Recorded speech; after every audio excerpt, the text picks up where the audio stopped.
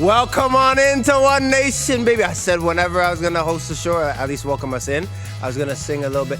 Welcome with Wills and Trish. Yay! Come on! I love it. My Tony Bet.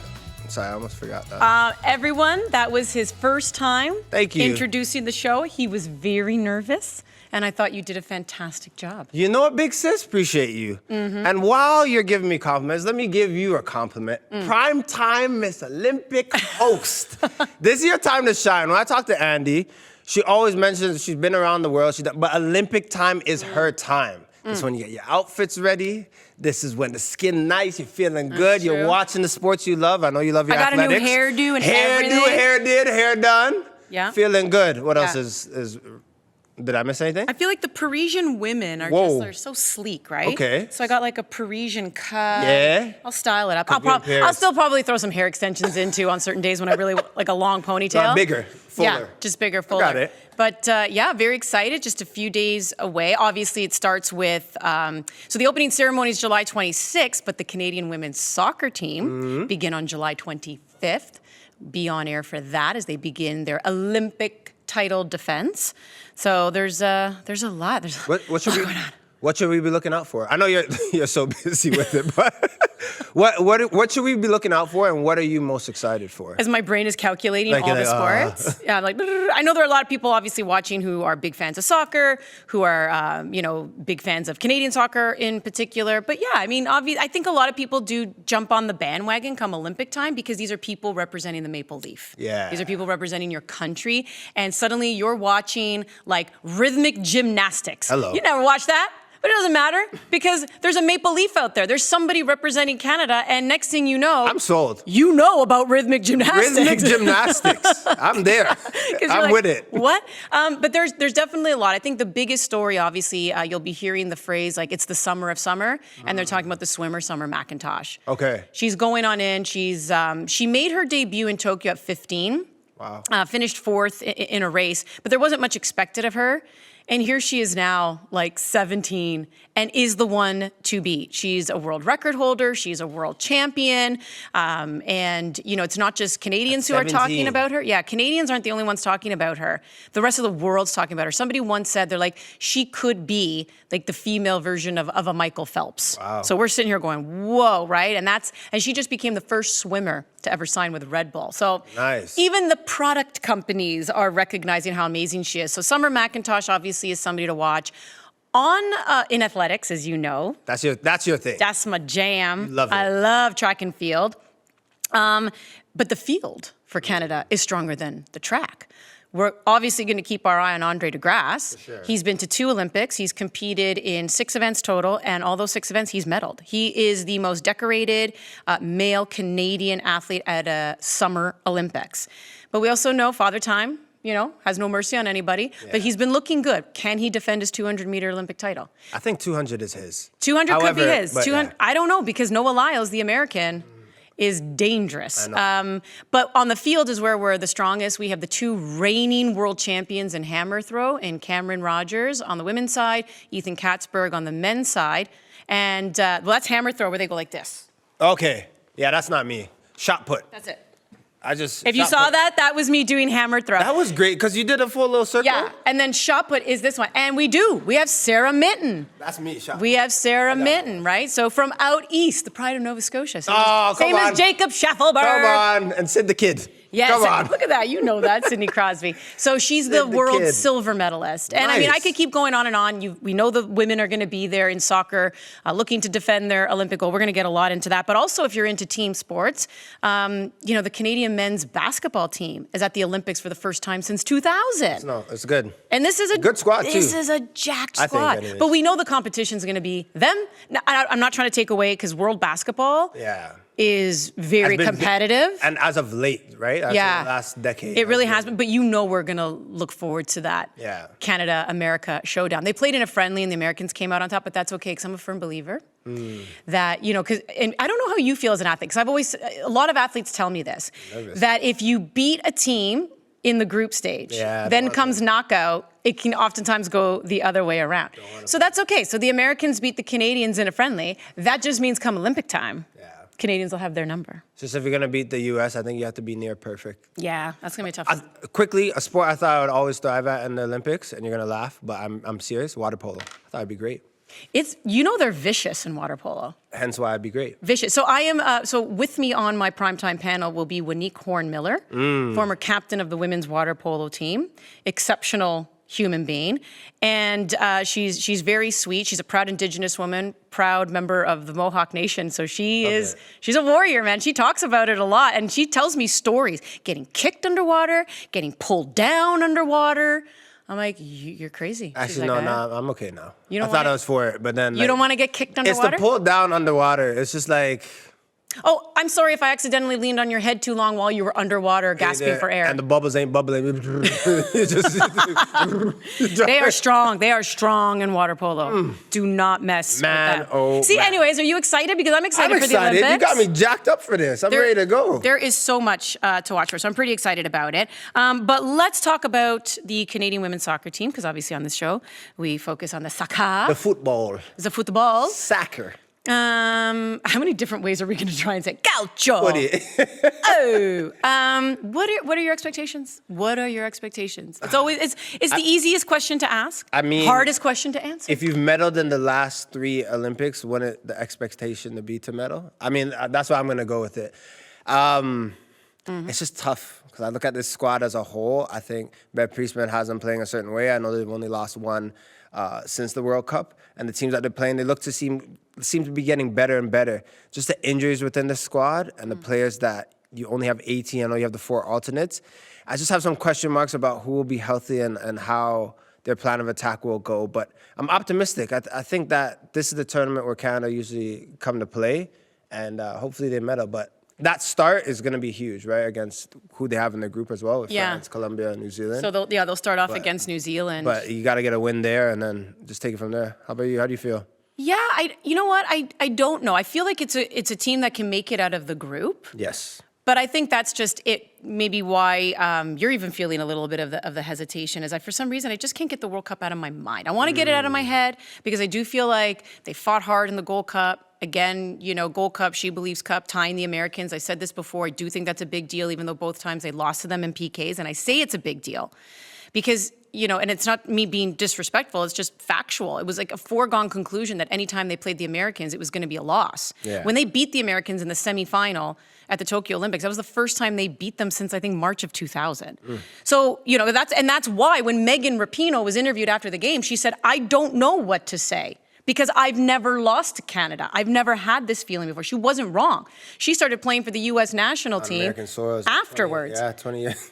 You know what I mean? So, when they beat them in the semifinal in Tokyo, that was like shedding and destroying a lot of demons, right? Yeah. And that's why I feel like it's always been a foregone conclusion that they play the States, they're going to lose. So the fact that they, tied them, took them to PKs in both of those tournaments, Gold Cup, She Believes Cup, I do think is advancement for them. But yeah, you mentioned it. It's a tough group. France and Colombia, not to be messed with. New Zealand, obviously, they picked up their first ever World Cup win when they jointly hosted the World Cup with Australia. That to me should be the win. Yeah. Should be the win. I think the teams that are in this Olympic campaign as well are just strong. Like France in their group, but then Germany, United States in Group B. I think both those teams have a bit more strength than Canada does. And then Spain, best team, just won the World Cup. And then Japan as well. Like Canada struggled to play against them. They play technical, fast-paced football. That draw will be lucky. Like you always get a bit of luck in a tournament with who you're gonna play and when you play them. But I think Canada can make a run. I just think the competition will be far more superior than they're used to in this type of tournament. But if you were to feel positive about their chances, what gives you that feeling? I think the way they defend. I think that's always been their bread and butter and what they pride themselves on. I think that with Gilles in the squad and Buchanan, and you have Rose, and then you just have a system that they're used to, right? I don't think Bev Priestman will deviate from that at all.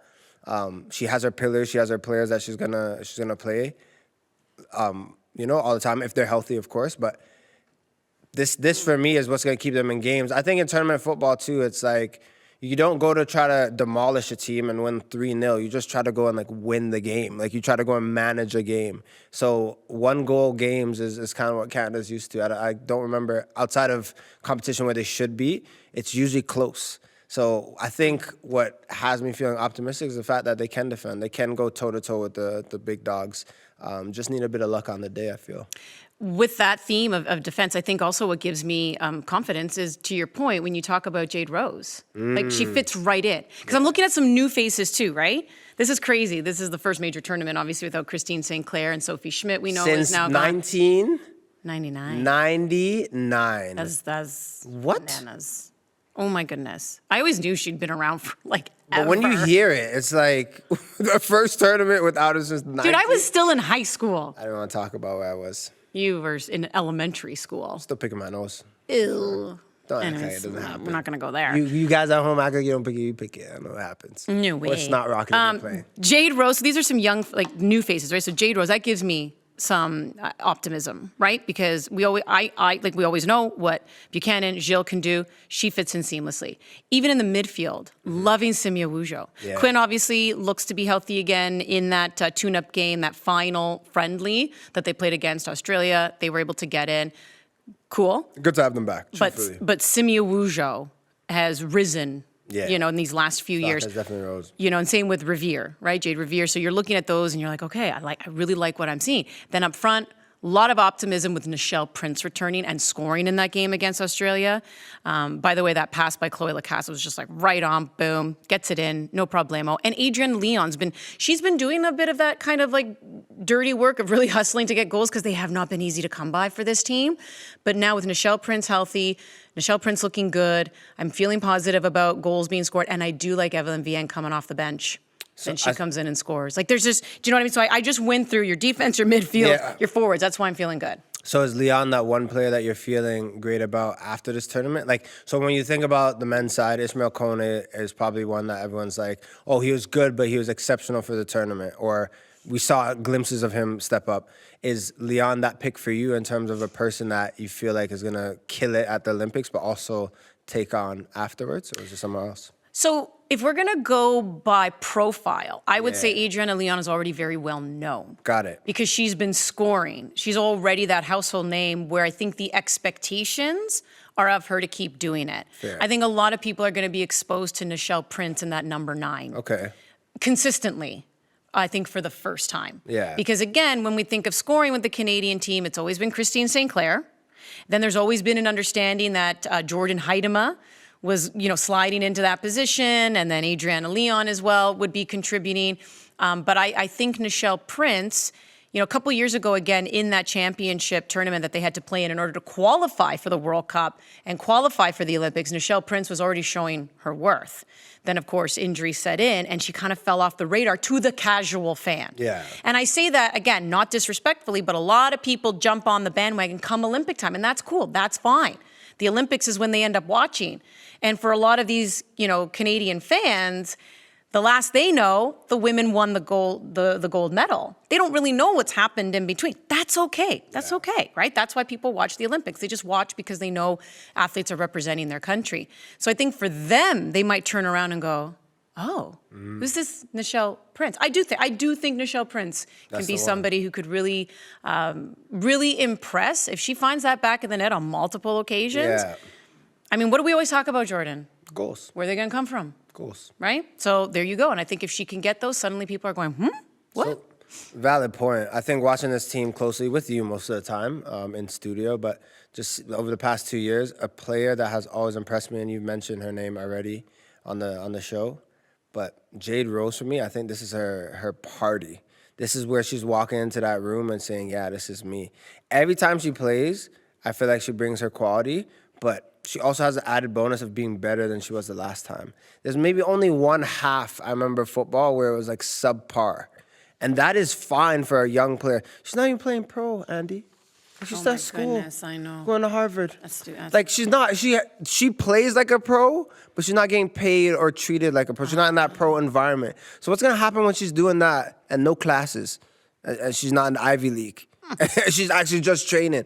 I think this tournament will be crucial for her. I don't think it's make or break because I just don't see her missing. I see her there. I hope I'm not putting too much pressure on her. I actually hope she doesn't hear this. But with Jade Rose, quality player. And that position that she plays, I think is perfect for her. With 3 in the back, play the ball forward. She has pace. No one beats her 1v1. She's great at passing. This is her time for sure. Yeah, I mean, even in that waterlogged game against the Americans, she's the one who figured out the quickest, right? Where it's like, okay, I can't pass the way I want to pass. I can't do what we originally planned to do. She was the one that when she would get the ball, she would kick it up, knowing she had to get it out of the water and just, boot it down the pitch. Like there's a level of smarts there. You don't teach that. That's just, you either have it or you don't. Instinctive. You're so right. So yeah, there's a lot to be, and I'm really excited for the world to see Jade Rose too. I think that's going to be really exciting.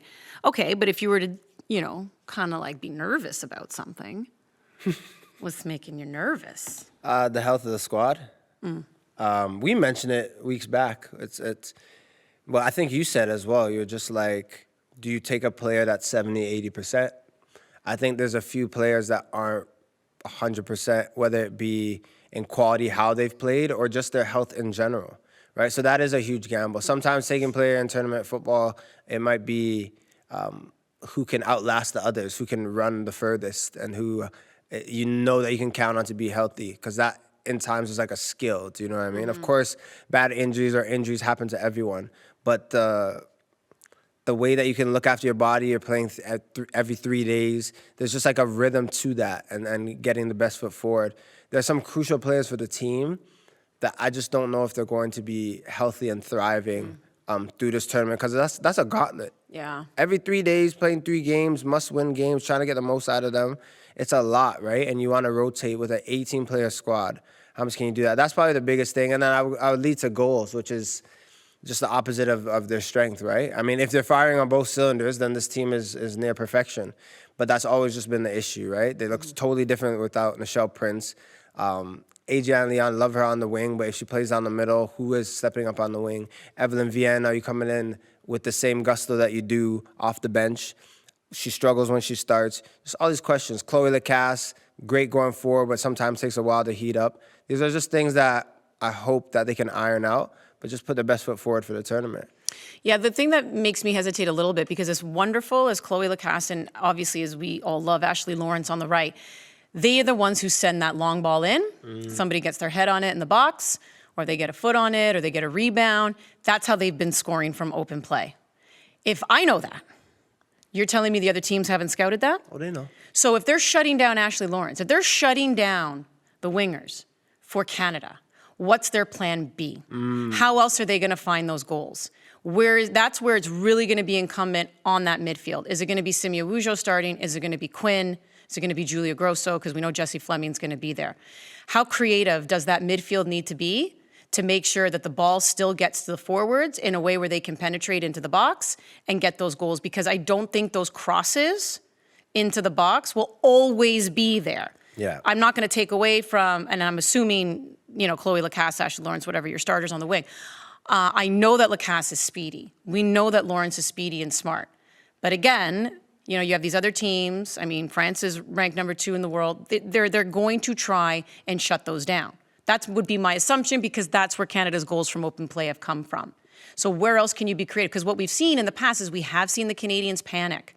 When the ball doesn't get in, they start shooting from everywhere. It's all these long balls, or they get in and then they just, they hold on to the ball a little too long, and like the timing can sometimes be off. They end up getting blocked. It's the decision making kind of in that box when they get in order to get that goal. So that's the one thing, because again, we've seen it, so that makes me hesitate. Yeah. And the only other probably hesitation I have, because we've seen it, is that communication between Kaylin Sheridan and her backline needs to be top notch. We've seen a couple of those long balls, right, go over the head of the Canadian defense, and then sometimes it's like, are you coming out, Caitlin? No like, nonsense. is Vanessa, wait, who's getting, and then we've seen some back passes. Back passes, I was about to say. Go bye-bye, right? Like, those haven't been good. So to me, again, it's the decision-making in the box when you're trying to get a goal, and it's also the communication. Yeah. Because we've seen some slip-ups. Agreed. We've seen some slip-ups. You bring up a great point about Brett Priestman and the plan B,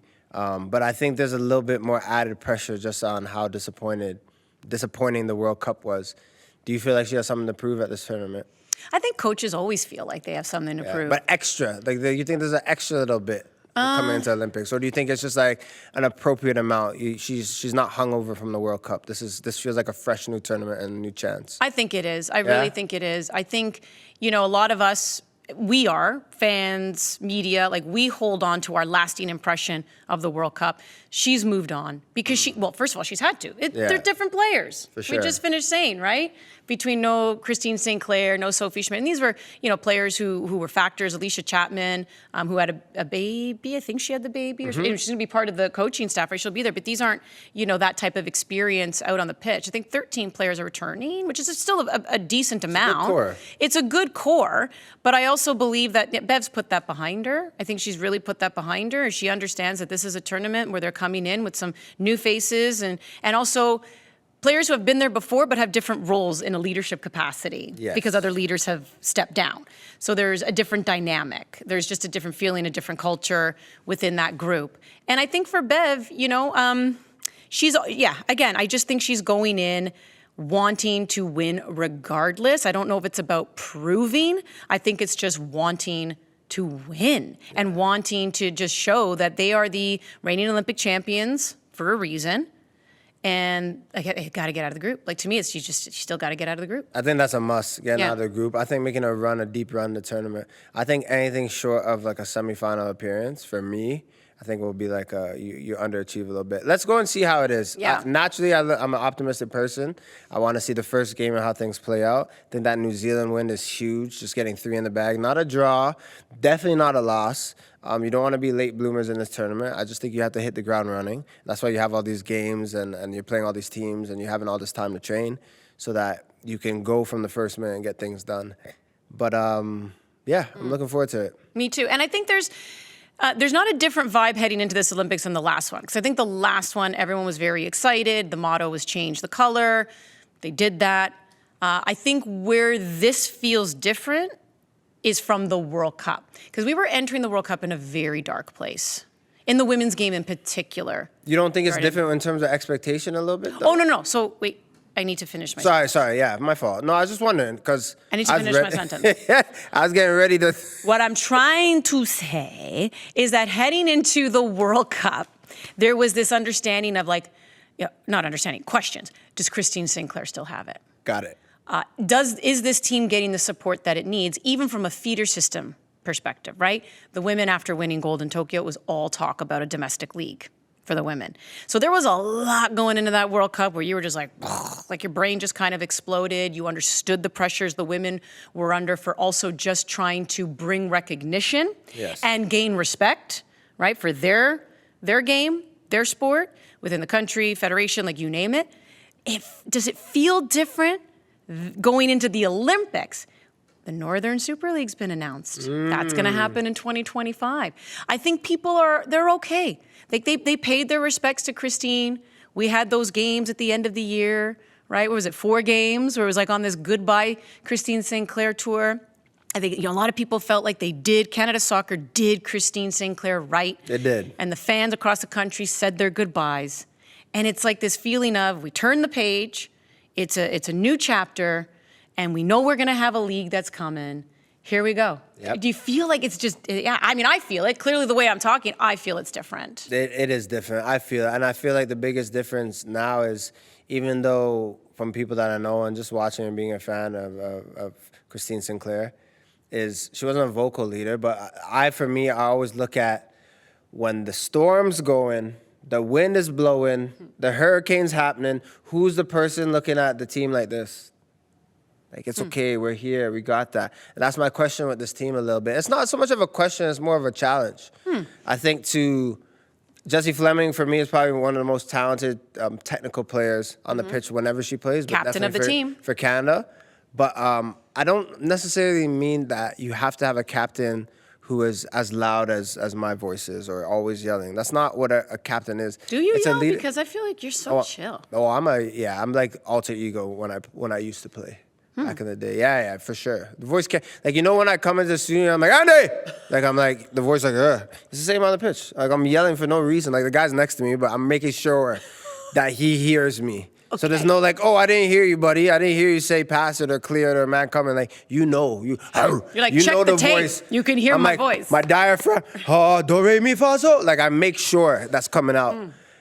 With this team, I always just question who is that person or who are those people. I know the players that have played at a certain level and that the stereotypical leaders, maybe the Gilles, Fleming, Buchanan, because they've played and, you know, they have that experience. But I just want to see it in their eyes. Someone that, if it's 0-0 against New Zealand or if you're down 1-0 against France, you're going to see Bev Priestman clapping and doing what she does on the sideline. But that doesn't translate as much as the people that are within those white lines. You need someone barking. You need someone lifting people up. And I hope someone emerges. Because I think that's so important in the team and the dynamic. And we look for that. When we watch soccer games, like we look for that. 100%. When there's like a missed shot or something, you know. We're in the studio like, you see that? You see that? Did you see that? Yeah. That's like, how we watch it. And you do see it, right? Like the one player's yelling at the other player or the other player's going up saying, it's okay or what have you, doing right? one of these, like, my bad. All that stuff matters. That I think is normal. Yeah. I think we see a lot of people put their hands up. You taught me about the thumb, if that was good. Like, good idea, but that was bad like- execution. Like, okay. You made me run 10 extra yards, play my feet. But to your point, I want someone who's literally like, hey! Get it together! Right? Like, I look for that. I'd be good at that. Oh, it's I okay. wouldn't even be speaking English. I would just be like, You have your own language? Yeah! that would be. They know what it means? They're like, okay, Andy, I'll play you the ball to your right foot. Yeah. That's Or- your sound effects? Andy, you need to be subbed off now because you've gone insane.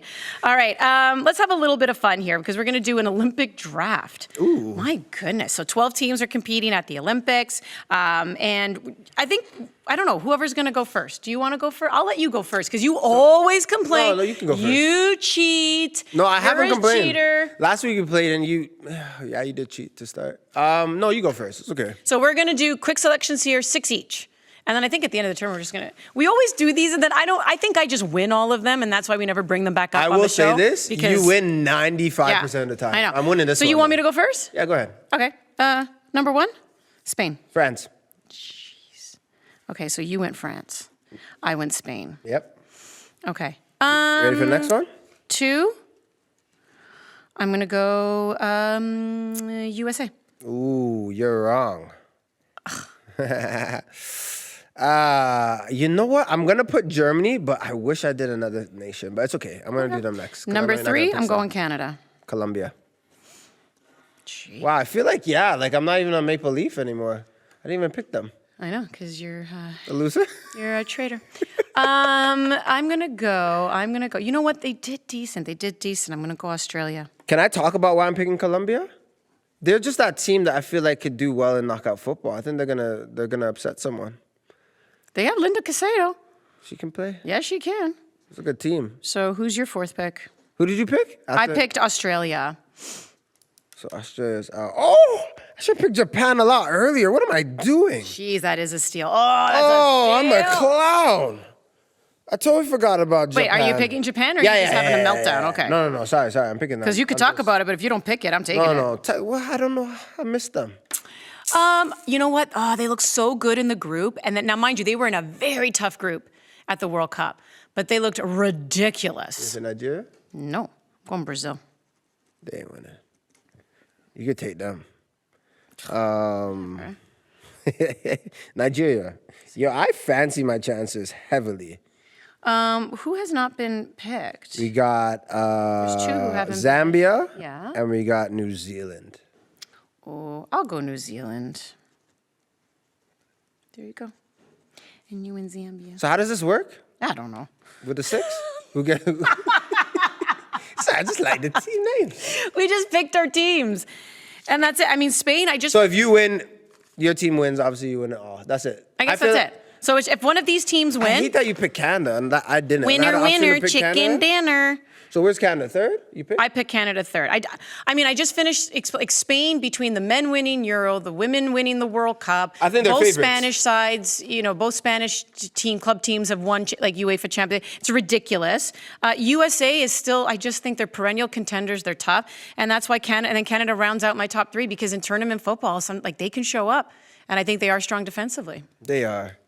France, I think it helps playing in France. I also think the squad is deep, but Yo, Spain for me is a shout. You welcomed us into the show. Why don't you say goodbye? I love you all. Andy, don't work too hard. Thanks for being with us. See you after the Olympics.